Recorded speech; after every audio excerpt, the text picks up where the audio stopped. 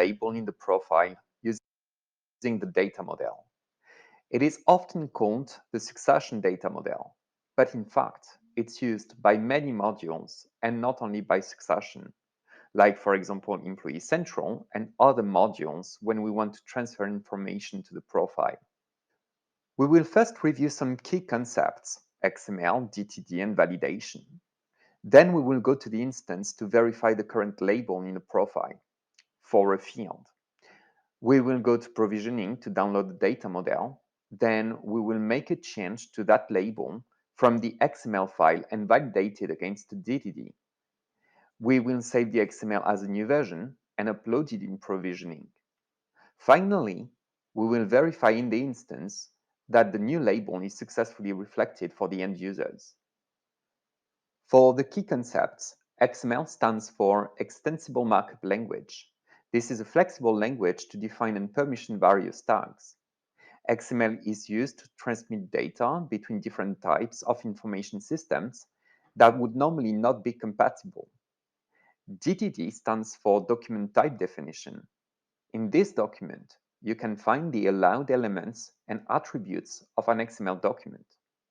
There are different DTDs for the XML file used to configure our SAP SuccessFactors products. You can find them on the Help portal. It is recommended to validate the XML file against the DTD before you upload it in provisioning. We will have a well-formed XML when the syntax is correct. We speak of valid XML when the syntax is correct and also the structure follows the one of the DTD. I am now in the instance. I'm going to go to the profile to verify the label for a field. From the main menu, I'm going to select my employee file. I'm now going to click on Talent Profile. And we have a first block called Employee Information. We have job code as a field here, and I'm going to try in this video to change that label into job classification. I am now in provisioning. I use different browser, so I don't get disconnected when I navigate from provisioning to the instance or vice versa. So I will look for the company ID that ends with 8420. There it is. I'm going to scroll down a little bit, and it's going to be under Succession Management. I'm going to click on Import Export Data Model. In here, I'm simply going to click on Export. Here you can see backup versions, but I'm just going to export the current one and clicking Submit. I will save it in a folder where I can find it easily.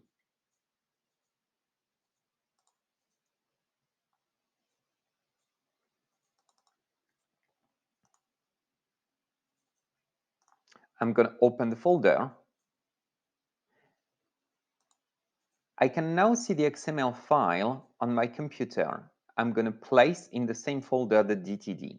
This is important to place the XML and the DTD files in the same folder for the validation.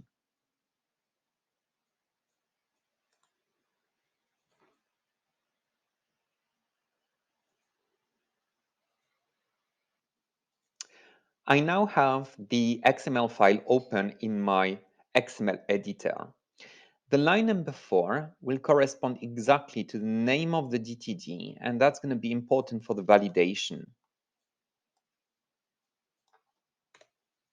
I will do a Control F, and the label that I want to change is job code. So I'm going to look for the word job code.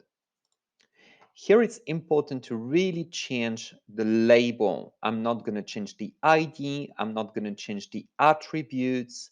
I'm just going to change the label. So this is really this piece here, line 184, and I'm going to call it job classification. I'm going to check if there is my language mentioned somewhere. I use American English in the system, and that's not the case. So I'm going to see the default label, the one that is not associated with the language key. I will do a save as. I don't save my modifications. I do a save as, so if something goes wrong, I can easily go back to the previous version. And this will be version 2. To validate my DTD, I'm going to use this particular icon, and the validation is successful. Back in provisioning, I'm now going to do an import instead of export. I'm going to click Browse to find my version 2, click Open, and Submit.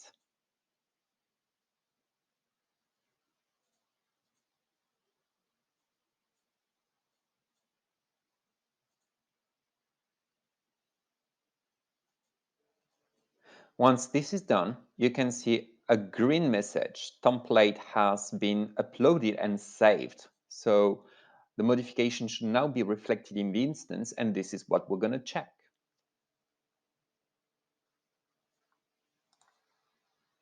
I am now back in the instance from the main menu. Let's go back to my employee file.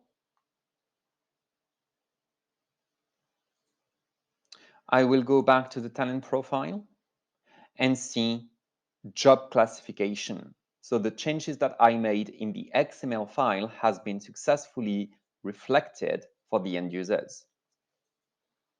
I hope that you enjoyed this video. Thank you for watching it.